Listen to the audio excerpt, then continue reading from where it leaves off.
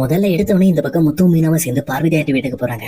அங்க போனது மட்டும் இல்லாம இங்க பார்வதி ஆண்டிட்ட நிறைய குறுக்கு கேள்வி எல்லாம் கேட்டு அவங்க மூலமா இந்த பக்கம் ரோகிணிக்கு அவங்க யதார்த்தமா இப்ப கொஞ்ச நாளைக்கு முன்னாடி இருந்தா தெரியும் அப்படின்ற மாதிரி தெரிஞ்சுக்கிறாங்க. அது மட்டும் இல்லாம ரோகிணியோட அப்பாவை பத்தி இந்த மாதிரி விஜயாவை மீட் பண்ணதுக்கு அப்புறம் தான் பேசியிருக்காங்க அப்படிங்கிற விஷயத்தையும் தெரிஞ்சுக்கிறாங்க. இது தெரிஞ்ச உடனே இவங்க ரெண்டு பேருக்கும் ரொம்ப சந்தேகம் வந்துருது. அடுத்தபடியே நம்ம யாரை விசாரிக்கலாம் அப்படின்னு சொல்லி யோசிக்கிறப்போ இங்க மீனாவுமே கண்டிப்பா நம்ம வித்யாவை தான் போய் பார்க்கணும் அப்படின்னு சொல்லிட்டு அடுத்ததான் வித்யாவை பார்க்க போறாங்க. அங்க போனது மட்டும் இல்லாம இங்க வித்யா கிட்ட பேச ஆரம்பிக்கிறதுக்கு முன்னாடியே வித்யாவுமே தன்னோட லவ்வுக்காக இவங்க மீனாவை ஹெல்ப் பண்றதுக்காக அவங்க கிட்ட எப்படி நீங்க இந்த மாதிரி வந்து ரொம்ப ரொமான்டிக்கா பேசுறது அப்படிங்கிற விஷயத்தை கத்துக்கிறதுக்காக ட்ரை பண்றாங்க. ஆனா அதை தெளிவா பயன்படுத்திக்கிட்ட மீனாவுமே இந்த பக்கம் இவங்க கிட்ட நிறைய குறுக்கு கேள்வி கேட்கறாங்க. சொல்ல போனா இங்க எப்படி உங்களுக்கு ரோகிணிக்கு பழக்கம் வந்துச்சு, அவங்க எப்படி உங்களுக்கு பழகினாங்க அப்படின்ற மாதிரி, உங்களோட அப்பா அம்மா எங்க இருக்காங்க அப்படின்னு சொல்லிட்டு பல கேள்விகளை கேட்கறாங்க. இந்த பக்கம் வந்து வித்யாவுமே இதுக்கு முன்னாடி மீனா கிட்ட சொல்லி வச்சிருந்த எல்லா பொய்யும் மறந்து போய் இப்போ புதுசா ஒரு கதையை விட்டுட்டு இருக்காங்க. இதெல்லாம் தெளிவா கேட்டுட்டு இருந்த மீனாவுமே என்ன சொல்றீங்க, நீங்க ஏற்கனவே ரோகிணி உங்களுக்கு சின்ன வயசுல இருந்து பழக்கம்னு சொன்னீங்கல்ல, இப்ப என்ன காலேஜ்ல பழக்கம்ன்றீங்க? அது மட்டும் இல்லாம இந்த மாதிரி ரோகிணியோட அப்பா எல்லாம் உங்களுக்கு தெரியும், நீங்க ஃபேமிலி ஃப்ரெண்ட், நீங்க இப்ப என்னமோ தெரியாதுன்றீங்க, என்ன இது இப்படி நீங்க பேசுறது எதுவும் வந்து ஒண்ணுமே சரியா இல்லையே, ரொம்ப முரண்பாடா இருக்கு அப்படின்ற மாதிரி இங்க மீனா கேள்வி கேட்க அப்பதான் இந்த பக்கம் வித்யாவுக்கு புரியுது, ஆஹா மீனா நம்ம லாக் பண்ண தான் வந்திருக்காங்க, இப்ப நம்ம தெளிவா இருக்கணும்னு சொல்லிட்டு சரி எனக்கு கொஞ்சம் ஒர்க் இருக்கு அப்படின்ற மாதிரி இந்த பக்கம் மீனா வாங்குறது வெளியில அமைச்சிடறாங்க. அமைச்சது மட்டும் இல்லாம டைரக்டா ரோகிணிக்கு கால் பண்ணி இங்க பாரு ரோகிணி, நீ ரொம்பவே சேஃபா இருக்கணும், சொல்லப்போனா மீனா உன் மேல சந்தேகப்பட்டு உன்னை பத்தியான விஷயங்களை என்கிட்ட வந்து கிளற ட்ரை பண்றாங்க அப்படின்ற மாதிரி இந்த பக்கம் வித்யாவும் சொல்லிட்டு இருக்காங்க. இதை கிட்ட ரோகிணி ரொம்பவே வந்து ஷாக் ஆயிட்டு நீ எதுவும் சொல்லல, எதுவும் மாத்தி கத்தி சொல்லல அப்படின்ற மாதிரி கேட்கறாங்க. ஆனா இன்னொரு பக்கம் வித்யாவுமே ஏண்டி நீ ஒரு போய் சொல்லி வச்சிருந்தா ஓகேங்களா, நீ தான் ஊருப்பட்ட போய் சொல்லி வச்சிருக்கே, நான் எப்படி அந்த பொய்யை கேரி பண்றது சொல்லு, நீ வேணா ஞாபகம் வச்சுக்க முடியும், என்னால அப்படி முடியாது, நான் ஓரளவுக்கு சமாளிச்சு அனுப்பிட்டேன். ஆனா அங்க மீனா உன் மேல சந்தேகப்பட ஆரம்பிச்சாங்கன்னா கண்டிப்பா முத்து உன் மேல சந்தேகப்பட்டிருப்பாங்க, ஏன்னா மீனாக்கு தெரியற எல்லா விஷயமும் கண்டிப்பா முத்துக்கும் தெரிய வந்துடும் அப்படின்ற மாதிரி இந்த பக்கம் வந்து வித்யா ரோகிணிக்கு ஒரு அலர்ட் கொடுக்குறாங்க. அதே நேரத்துல இன்னொரு பக்கம் இங்க முத்துவுமே இங்க வெளியில வந்து பேசிக்கிறாங்க. எனக்கு என்னமோ இந்த பார்லர் மேடம் மேல பயங்கரமா சந்தேகமா இருக்கு, அவங்க மலேசியால இருந்து வந்திருக்க வாய்ப்பே இல்லைன்ற மாதிரி இருக்குன்னு சொல்லி இப்போ வெளியே இங்க மீனா முத்து பேசிக்கிறாங்க. சரி இதுக்கு நம்ம ஒரு சரியான வழியை கண்டுபிடிக்கணும், நம்ம தெளிவா பிளான் பண்ணி தான் இனிமேல் வந்து அந்த பார்லர் நம்ம செக் பண்ணணும் அப்படின்ற மாதிரி இவங்க ஒரு ஐடியாக்கு வராங்க. அதுக்கேற்ற மாதிரி எப்பவும் போல இங்க மீனா வீட்டுக்கு போயிடுறாங்க. இன்னொரு பக்கம் இங்க முத்துவுமே இங்க பாஸ்போர்ட் எடுக்கிறதுக்கான ஃபார்ம் வாங்கிட்டு இங்க வீட்டுக்கு வந்து அண்ணாமலை சொல்றாங்க, அப்பா இந்த மாதிரி எனக்கும் மீனாயும் கல்யாணம் ஆகி நாங்க இன்னும் டூரே போல, அதனால நாங்க இனிமேல் ஹனிமூன் போறோம், அது மட்டும் இல்லாம மலேசியாவுக்கு போறோம், அதுவும் நாங்க மட்டும் போக விரும்பல, நம்ம எல்லாரும் போலாம் அப்படின்ற மாதிரி அந்த பாஸ்போர்ட் ஃபார்மையும் தூக்கி இந்த பக்கம் கொடுக்குறாங்க. ஆனா இதை பார்த்து அண்ணாமலையும் ஏண்டா நீங்க ரெண்டு பேரும் சரி கல்யாணம் இருக்கு போயிட்டு வாங்க, நாங்க எதுக்கு வரணும், நீங்க வேணா போயிட்டு வாங்கடா அப்படின்ற மாதிரி அண்ணாமலை அதை தவிர்க்க பாக்குறாரு. ஆனா இந்த பக்கம் முத்துவுமே எங்க பாருங்க கண்டிப்பா நம்ம போறோம், அது மட்டும் இல்லாம மலேசியால செலவுக்குலாம் நீங்க கவலையப்படாதீங்க, அதுக்குதான் நமக்கு தான் அந்த முக்கியமான ஒரு ஆள் இருக்காங்க அப்படின்ற மாதிரி ரோகிணியை கை காட்டி விட்டுறாங்க. அதே நேரத்துல மனோஜுமே ஏண்டா அவங்க அப்பாவே ஜெயில இருக்காரு, இப்ப நம்ம அங்க போய் அவருக்கு தொந்தரவு கொடுக்கணுமாடா அப்படின்ற மாதிரி கேட்கறாங்க.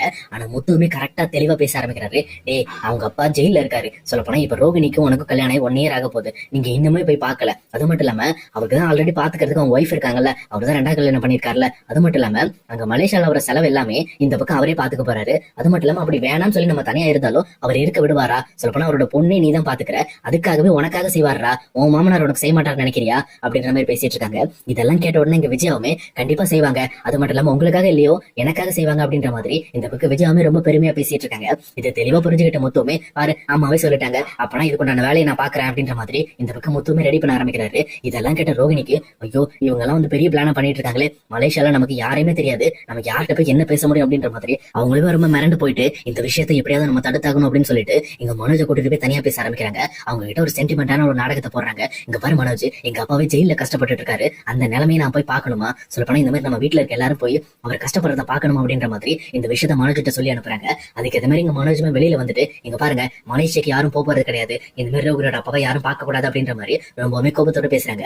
இது கேட்ட முத்தமே ஏன்டா பார்க்க கூடாது அப்படின்னு சொல்லி கேக்குறாங்க. உடனே மனோஜ் இருந்துகிட்டு ஏண்டா அவர் ஜெயில கஷ்டப்படுறத போய் நம்ம பாக்கணுமாடா, அந்த மாதிரி ஒரு விஷயமே வேணாண்டா, நம்ம வேணா பேசிக்கலாம், கொஞ்சம் சரியாகட்டு இன்னும் கொஞ்ச நாள் கழிச்சு வேணா நம்ம மலேசியா போறது பிளான் பண்ணுவோம், இப்போதைக்கு வேண்டாம் அப்படின்ற மாதிரி சொல்றாங்க. ஆனா முத்துவும் மீனாவும் சேர்ந்துட்டு இங்க பாருங்க அவர் ஜெயில கஷ்டப்பட்டு இருக்கும் போது நம்ம பாக்கணும், அது மட்டும் இல்லாம அவர் மாமா இருக்காருல்ல அவர்கிட்ட நம்ம பேசுவோம், அவர்கிட்ட பேசிட்டு அவர் வெளியில எடுக்கிறதுக்கான வழியை கூட நம்ம பாக்கலாம்டா, அவர் என்னடா நினைப்பாரு, அவர் பெத்த பொண்ணு அவர் இன்னும் பார்க்க போகாம இருந்திருந்தா என்ன இருக்கும் சொல்லு, அவர் எவ்வளவு வருத்தப்பட்டிருப்பாரு, சொல்லப்போனா சந்தோஷம் தானே படுவார் அப்படின்ற மாதிரி இவங்க எல்லாரும் சேர்ந்து மனோஜோட மண்டையை கிளம்பிடுறாங்க. அப்ப மனோஜுமே சரி வேற வழி இல்லாம சரி அப்படின்ற மாதிரி ஒத்துக்கிறாங்க. உடனே இன்னொரு சைடு முத்துவுமே சரிப்பா இதுக்குண்டான வேலைகள்லாம் நான் பாக்குறேன் அப்படின்ற மாதிரி சொல்லிட்டு இந்த பக்கம் மீனாவை டைரக்டாங்கிறது கூப்பிடுறாரு. கூப்பிட்டது மட்டும் இல்லாம சரி மீனாவா நான் உனக்கு கொண்டு போயிட்டு உங்க அம்மாவோட கடையில இறக்கி விட்டுறேன், விட்டுட்டு நான் டைரக்டா போயிட்டு இந்த பாஸ்போர்ட் ஃபார்ம் எல்லாம் வந்து ஃபில் அப் பண்றது, இந்த பாஸ்போர்ட்டுக்கு ரெடி பண்ற வேலையெல்லாம் நான் பாக்குறேன் அப்படின்ற மாதிரி இந்த பக்கம் முத்துவுமே மீனாவை கூட்டிட்டு போயிட்டு இருக்காரு. அவங்க போயிட்டு இருக்க வழியில இந்த பக்கம் மீனா ஒரு பயங்கரமான விஷயத்த பாக்குறாங்க. அதை பார்த்தோன்னா பயங்கரமா ஷாக் ஆயிட்டு எங்க அங்க பாருங்க மலேசியா மாமா போறாரு அப்படின்ற மாதிரி இந்த பக்கம் கை காட்டுறாங்க. இதை பார்த்த உடனே இந்த பக்கம் முத்துக்கு தூக்கி வாரி போடுது, என்னது மலேசியா மாமாவா அப்படின்னு சொல்லிட்டு இந்த பக்கம் வந்து பிரவுன் மணியை பாக்குறாங்க.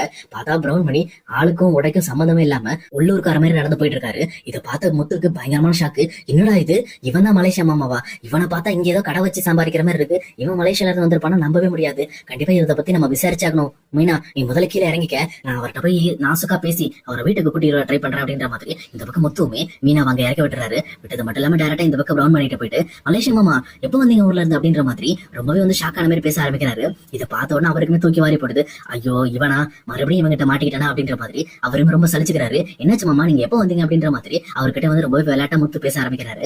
அவருமே வேற வழி இல்ல அப்படின்றதுனால, இல்லப்பா நான் வந்து ஒரு 2 நாள் ஆச்சு, சரி இங்கேயே கொஞ்சம் ஒர்க் இருக்கனால நான் அப்படியே வந்து வெயிட் பண்ணிட்டு இருக்கேன் அப்படின்ற மாதிரி சொல்றாங்க. உடனே இது கேட்ட முத்துவுமே, என்ன நீங்க ரோகிணி இங்க பக்கத்துல வீடு வச்சுக்கிட்டு நீங்க வந்து வெளியில தங்கலாமா, நீங்க நம்ம வீட்டுக்கு வாங்க அப்படின்ற மாதிரி அவரை கார்ல ஏற சொல்றாங்க. ஆனா அவருமே, இல்லப்பா வேணாம்ப்பா, நீங்க வேணா போயிட்டு வா, நான் இன்னொரு டைம் வரேன், எனக்கு கொஞ்சம் ஒர்க் இருக்கு, நான் முடிச்சிட்டு வரேன் அப்படின்ற மாதிரி அவரும் சமாளிக்கிறாரு. ஆனா முத்துவுமே நீங்க வந்தே ஆகணும் அப்படின்ற மாதிரி அவர் இந்த பக்கம் வந்து டக்குன்னு கார்ல ஏத்துறாரு.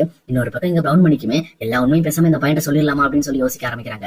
ஆனா இன்னொரு பக்கம் சரி கொஞ்சம் வெயிட் பண்ணுவோம், இவன் எப்படியோ சமாளிச்சு நம்ம கிளம்பிடுவோம் அப்படின்ற மாதிரி இங்க பிரவுன் பண்ணி முத்துக்கிட்ட பேச்சு கொடுக்குறாரு. இங்க பாரு முத்து, எனக்கு முக்கியமான வேலை இருக்கு, எனக்கு கொஞ்சம் இறக்கி விடு, நான் போயிட்டு நான் அப்புறம் வரேன் அப்படின்ற மாதிரி அவருமே சொல்றாரு. ஆனா முத்துவுமே பிடிவாதமா, இல்ல இல்ல நீங்க கண்டிப்பா வீட்டுக்கு வந்தே ஆகணும், இல்லன்னா ரோஹிணி ரொம்ப ஃபீல் பண்ணுவாங்க அப்படின்ற மாதிரி இங்க முத்துவுமே ரொம்பவே வற்படுத்தி பிரவுன் பண்ணி வீட்டுக்கு கூட்டிட்டு போயிடுறாங்க.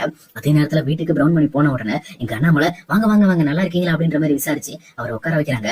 ஆனா அவரோட காஸ்டியூம் பார்த்த உடனே, என்ன இது, இவர் காஸ்டியூம் ரொம்ப மோசமா போட்டிருக்காரு அப்படின்னுட்டு எல்லாம் ஒரு மாதிரி பார்க்க ஆரம்பிக்கிறாங்க. இந்த மாதிரி கரெக்டா இவர்கிட்ட பேச ஆரம்பிக்கும் போது ரோகிணியுமே இந்த பக்கம் பிரவுன் பண்ணி சவுண்ட கேட்டு, ஆஹா இந்த ஆளுங்க நான் வந்தான் அப்படின்ற மாதிரி அடிச்சு பிடிச்சு வெளியில ஓடி வராங்க. வந்தது மட்டும் இல்லாம, வாங்க மாமா எப்போ வந்தீங்க அப்படின்ற மாதிரி இவங்க கிட்ட விசாரிக்க ஆரம்பிக்கிறாங்க. அதே நேரம் பிரவுன் பண்ணியுமே, சரி ஓகே இந்த பொண்ணுக்காக இந்த டைம் நடிச்சிருவோம் அப்படின்னு சொல்லிட்டு, அது ஒண்ணு இல்லமா, ஒரு சின்ன வேலையா அங்க வந்தேன், ஒரு 2 நாள் இங்க தான் இருக்கு அப்படின்ற மாதிரி சொல்றாங்க. உடனே ரோகிணியுமே ரொம்ப பில்டப் பண்ற மாதிரி, ஆமா ஆமா எனக்கு கூட ஃபோன் பண்ணீங்கல்ல, 2 days இங்க ஒர்க் இருக்கு, நான் இங்க தான் இருக்க போறேன் அப்படின்னு சொன்னீங்கல்ல, ஓகே ஓகே ஒர்க் எல்லாம் முடிஞ்சிருச்சா அப்படின்ற மாதிரி கேக்குறாங்க. அதே நேரம் பிரவுன் பண்ணியுமே, இல்ல இல்ல எனக்கு கொஞ்சம் ஒர்க் இருக்கு, சரி முத்து தான் திடீர்னு பாத்துட்டு என்ன வாங்க வாங்கன்னு சொல்லி ரொம்பவே வற்புறுத்தி கூட்டிட்டு வந்துட்டான் அப்படின்ற மாதிரி சொல்றாங்க. அதே நேரத்துல முத்துவை பார்த்து இந்த பக்கம் வந்து ரோகிணி முறைக்க ஆரம்பிக்கிறாங்க. ஆனா இன்னொரு சைடு மனோஜ் வந்துட்டு, ஏன் ரோகிணி இந்த மாதிரி உங்க மாமா கிட்ட கால் பண்றேன், நீ கால் பண்ணி பேசுன்னு நான் சொன்னல, ஆனா உங்க மாமாக்கு காலே எடுக்கலன்னு சொல்லி என்கிட்ட போய் சொல்லிட்டு இப்ப என்ன பண்ணிட்டு இருக்க, உங்க மாமா கிட்ட நேத்தே பேசியிருக்க, அப்ப ஏன் என்கிட்ட சொல்லல, என்கிட்ட எதுக்காக அந்த விஷயத்த மறைச்ச அப்படின்ற மாதிரி இந்த பக்கம் மனோஜ் ரோகிணி கிட்ட சண்டை போட ஆரம்பிக்கிறாங்க. ஆனா ரோகிணியுமே, இல்ல ஒரு ஒர்க்ல இருக்கானாரு, அதனாலதான் நான் அவன்கிட்ட சரி அப்புறம் பேசிக்கலாம் அப்படின்ற மாதிரி தான் அவர் கால் எடுக்கலன்னு சும்மா சொன்னேன் அப்படின்ற மாதிரி ரோகிணி விளையாடுறாங்க. ஆனா இதை கேட்ட மனோஜுமே ரொம்பவே டென்ஷன் ஆயிட்டு, இங்க பாரு ரோகிணி, நீ என்கிட்ட நிறைய விஷயத்த மறைச்சுக்கிட்டே இருக்க, உங்க மாமா காலே எடுக்கல, கால் ரீச் ஆகலன்னு சொல்லி என்கிட்ட போய் சொல்லிட்டு இப்ப நீ பேசிட்டு இருக்கிற, இது தப்பு தானே, நீங்க சொல்லுங்க, அவ பண்ண தப்பு தானே அப்படின்ற மாதிரி இங்க பிரவுன் பண்ணிட்டு போயிட்டு இங்க மனோஜும் கேட்கிறாரு. இங்க அவருக்கும் என்ன சொல்றதே தெரியல. என்னடா இது பிரச்சனை மேல பிரச்சனையா இருக்கு, நான் வேற வீட்டுக்கு போகணும், வெளியில வந்திருக்கேன் கடைக்கு, அதுக்குள்ள என்ன இந்த தூக்கிட்டு வந்து ஆடு பண்ணிட்டு இருக்காங்க அப்படின்னு சொல்லிட்டு அவருமே ரொம்பவே கோவப்பட ஆரம்பிக்கிறாரு.